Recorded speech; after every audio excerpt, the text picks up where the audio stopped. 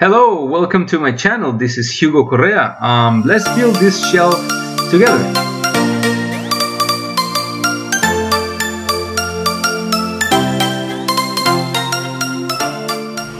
Alright guys, to make our shelving for the Simpsons characters, what we're going to do is I have the custom of using little pieces of wood over here, leftovers, to make my sketches before I burn them. Just kidding. But the thing is that we're going to use few elements to make our shelf.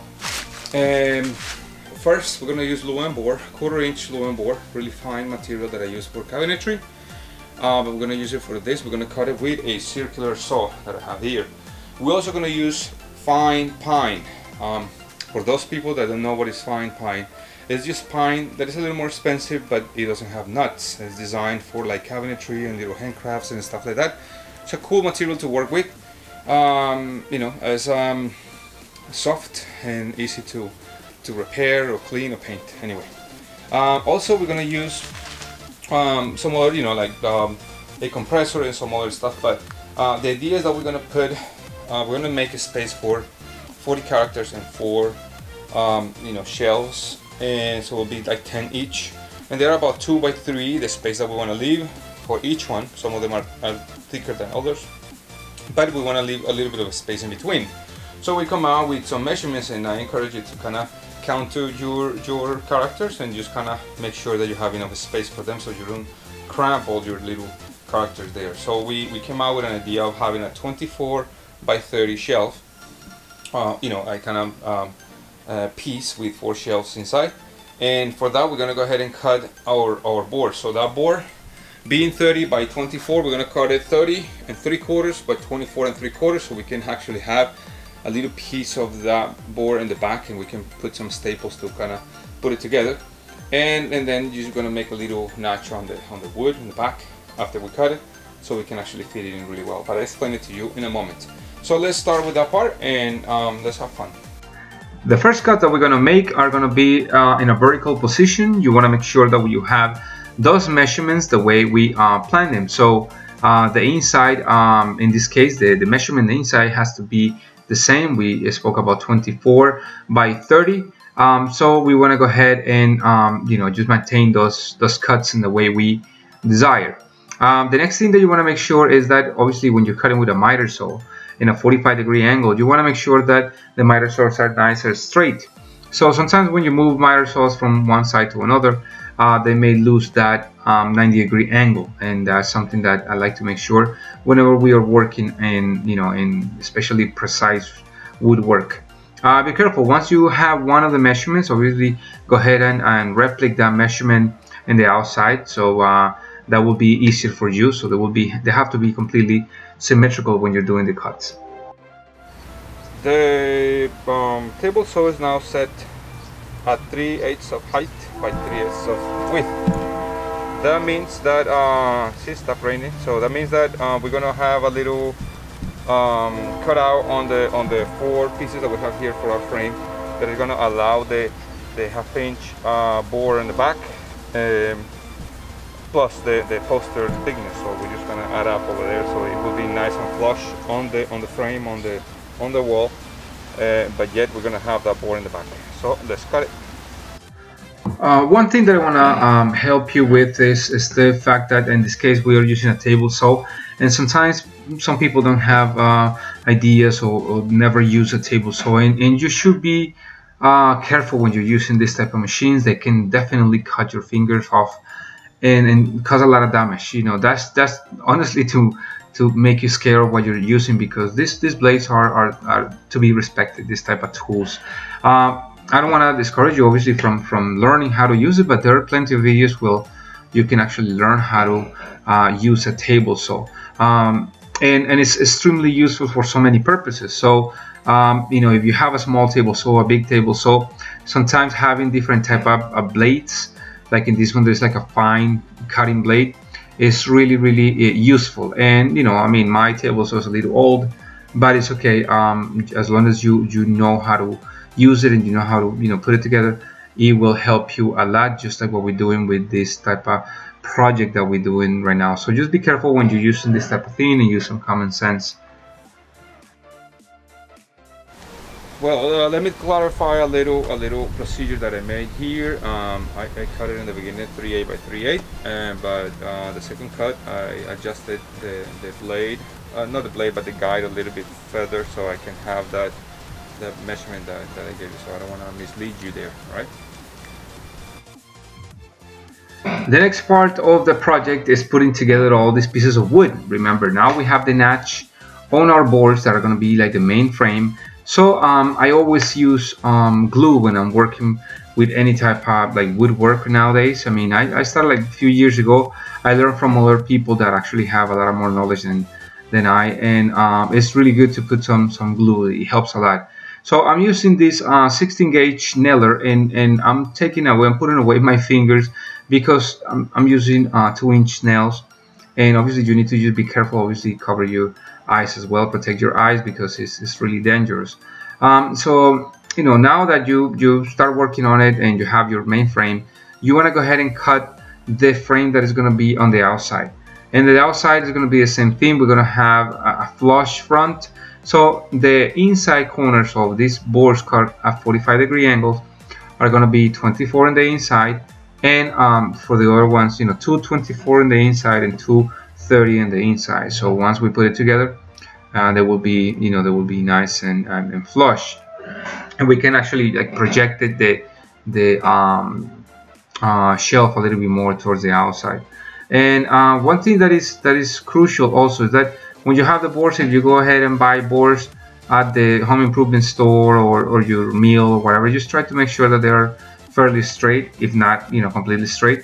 You can actually, and that's what I do, and when I'm putting it together, I have to actually like just kind of play with the corners. I like to have those corners meeting really well together, and because the wood sometimes is curved, you want to go ahead and start working on those angles, those where they meet in the 45-degree angle, or 90-degree actually, because there are 245s.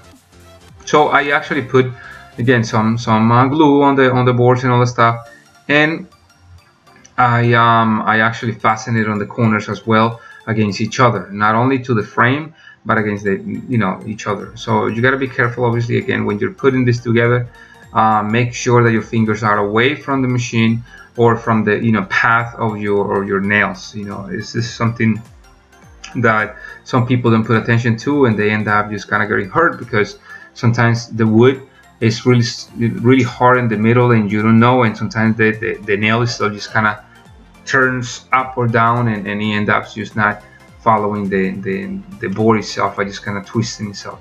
So it's something that to be careful with. Now that you have that, you go ahead and put your board symmetrically. Now you see that the boards are nice and flush, and that's because we want to make sure that the board that we're going to put in the back is flush with the pieces that we are installing. Okay guys, now that you saw, I mean, I ran out of memory in the memory card that I had, but overall, the pieces in the inside, the 3 shelves that are equidistant, the same distance from them, so now we have a lot of space to put them together. We went ahead and filled up the little holes with this type of spackling. Let me just make a little close-up over here. If you need this type of spackling, I'm going to leave you a link if you can get it. Very lightweight, very good for this type of projects. Sometimes you don't find the right material, but this is really good for you. So the next thing that we're going to do is we're going to go ahead and just do a little bit of light sanding and painting. All right, the back, if you notice, in the back, obviously all this is going to be exposed. We're going to paint it as well, but in the back we have that indentation that we made over there, and it's in the shelves are nice and flush here. So whenever we put our shell, our Simpson background, kind of cloudy background, we can go ahead and tackle it over there with some nails, and it will be perfect. So we don't need to kind of get crazy and try to adjust something in a really difficult way, so practical. All right, so let's continue with the finishing. One thing that is crucial when you've finished putting all your fillers and all the stuff is to kind of give it a nice light sanding.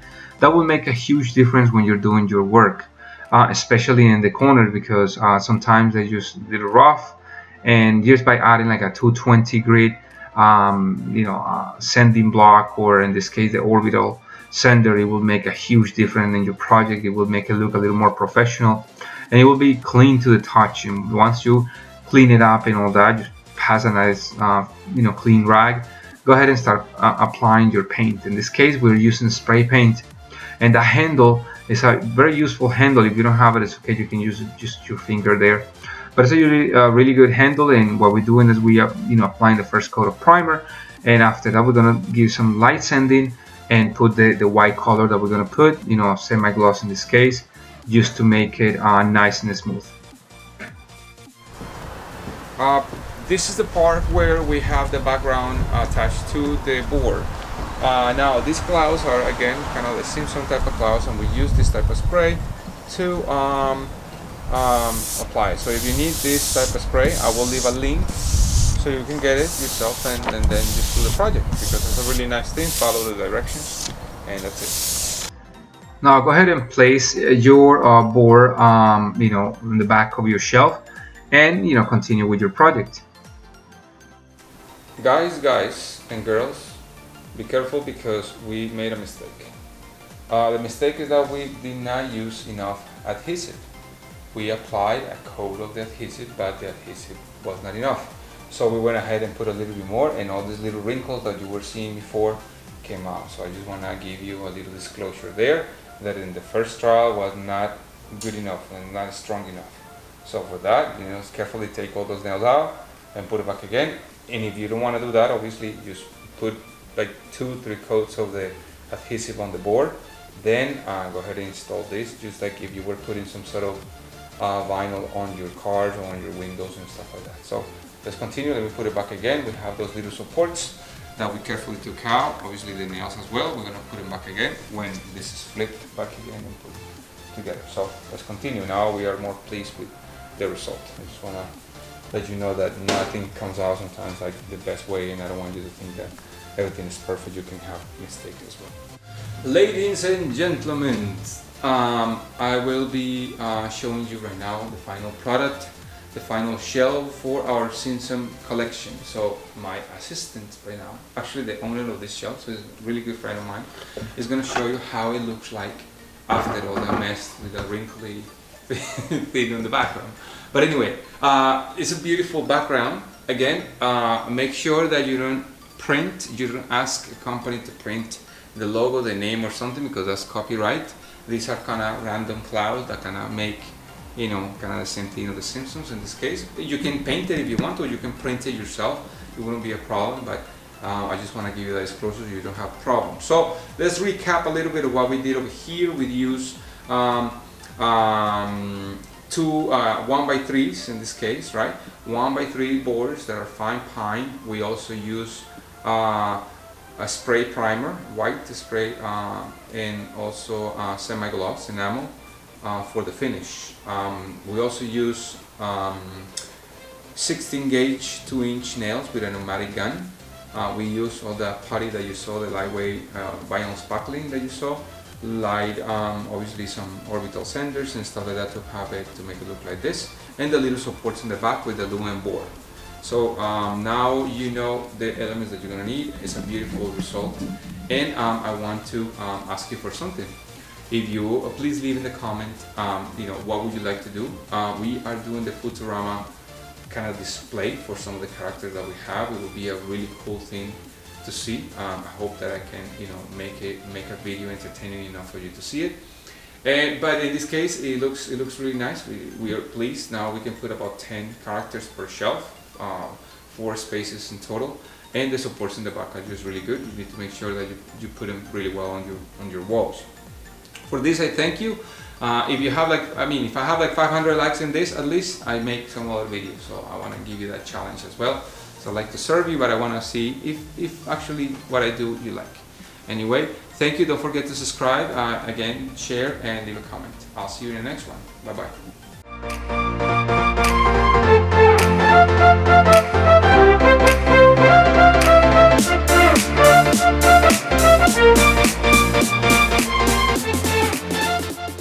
Thank you so much for watching my videos. If you want to see a lot more content and you want to follow my channel, please subscribe here and why not to see this or that video. So I'll see you in the next one. Bye bye.